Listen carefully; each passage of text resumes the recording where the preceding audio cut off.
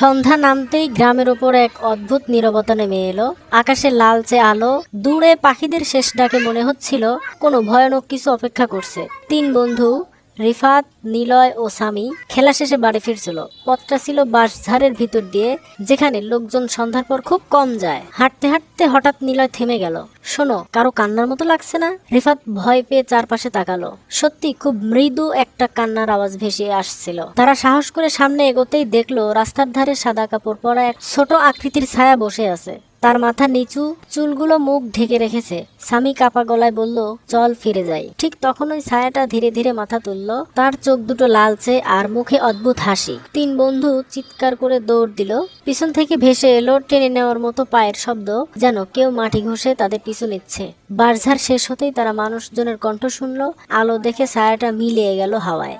বাড়িতে ফিরে তারা শপথ করলো সন্ধ্যার পর আর কখনোই ওই পথে যাবে না। সেই রাত থেকে গ্রামের লোকেরা বলে, সন্ধ্যা নামলে সেই ছোট ছায়াটা বাঁশঝাড়ে বসে নতুন কারো জন্য অপেক্ষা করে।